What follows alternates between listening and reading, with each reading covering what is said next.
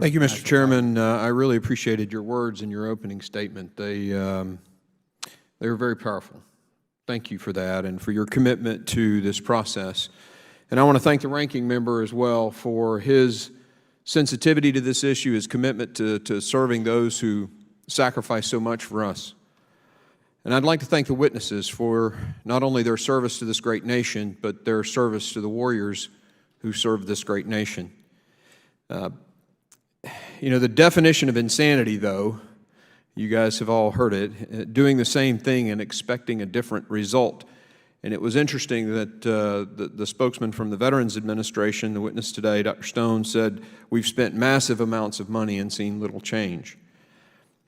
In his farewell speech to West Point, General Douglas MacArthur said, quote, "The soldier above all other people prays for peace, for he must suffer and bear the deepest wounds and scars of war," end quote. Having served in the Army in combat as a special operations physician, I've seen firsthand soldiers suffer from the scars of war, both visible and invisible. In the past year, the rates of active duty military suicides have clearly increased, and it is our duty to ensure warriors and veterans are mentally, emotionally, and I'd like to introduce today, spiritually prepared for war. When it comes to suicide, the data clearly suggests that non-religious individuals appear to be more at risk for suicide. In just one example, a peer-reviewed study published in the American Journal of Psychiatry concluded, quote, "Religiously unaffiliated subjects had significantly more lifetime suicide attempts and more first-degree relatives who committed suicide than subjects who endorsed a religious affiliation. Furthermore, subjects with no religious affiliation perceived fewer reasons for living, particularly fewer moral objections to suicide," end quote. Mr. Chairman, I'd like to admit that study into the record, and my staff will get it to you. Without objection. One nurse's health study surveyed nearly 90,000 women over a decade. The study found that those women with regular religious attendance have a 5-fold lower risk of suicide compared to women who didn't attend mosque, church, or synagogue services. This also seems to correlate to veteran suicide. A VA study by Dr. Kopasik observed that veterans who attempted suicide self-rated spiritual health in a worse condition or worse category than veterans without suicide ideation. Another study in March of this year concluded that, quote, "negative spiritual coping," end quote, was often associated with an increase in mental health diagnosis and symptom severity, while, quote, "positive spiritual coping had a healing effect." Studies that ask whether soldiers are religious or not show that, at least in the Army, essentially reflect our society, with about 2/3 saying they believe in some religion. In fact, the data the Army sent us for this hearing today supports my overall point about religion and suicide. 57% of the suicides in 2018 in the Army had no religious affiliation.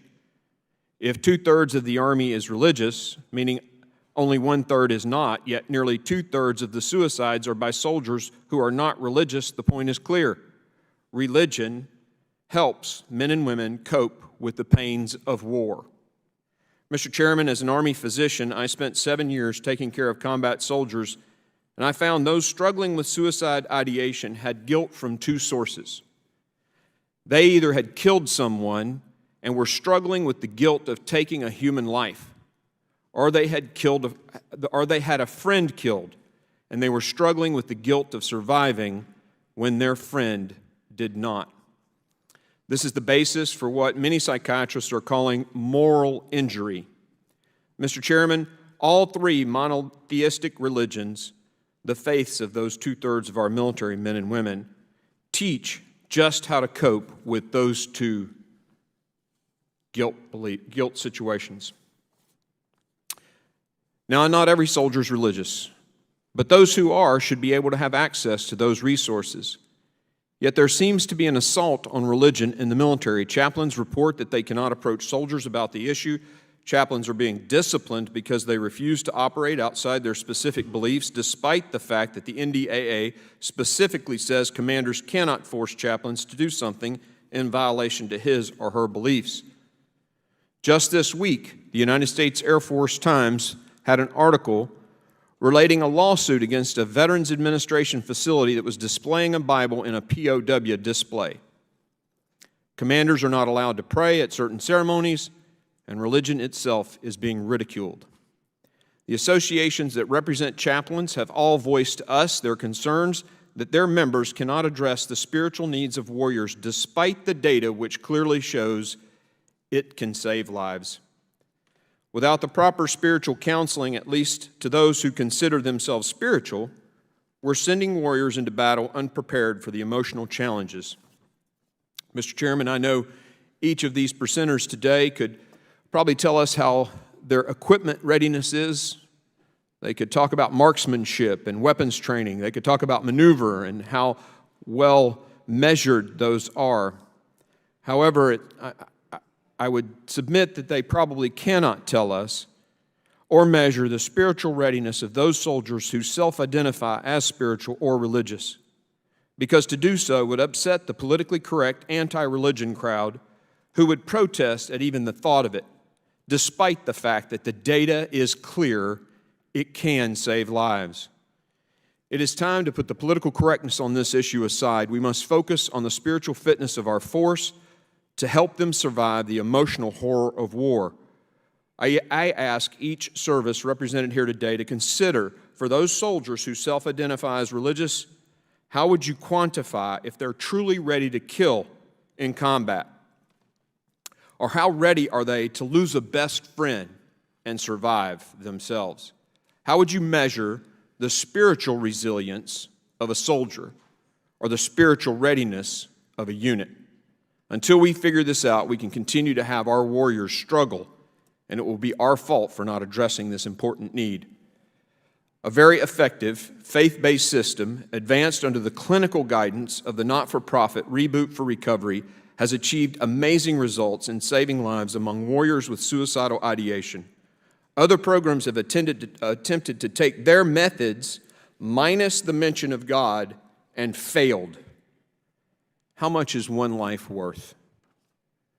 We should never push faith-based systems on non-religious soldiers. I am advocating for faith-based solutions for those soldiers who would consider themselves spiritual and religious.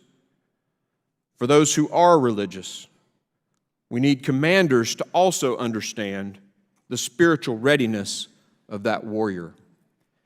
Thank you, Mr. Chairman, for allowing me to share those thoughts from my experience, and I have no questions.